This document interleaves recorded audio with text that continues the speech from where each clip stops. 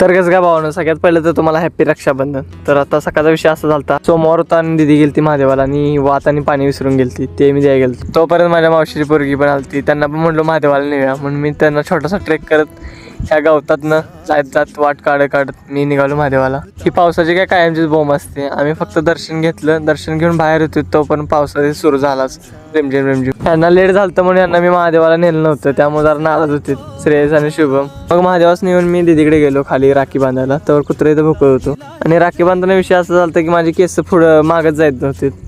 तर दीदी त्याच्या हसत होती. मग त्यावरून मेसवरलं वातावरण बघायला जाऊया म्हणलो.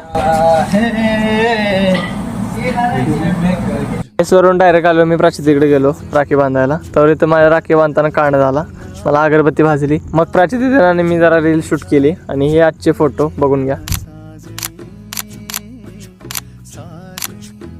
व्हिडिओ आवडला तर नक्की लाईक करा, शेअर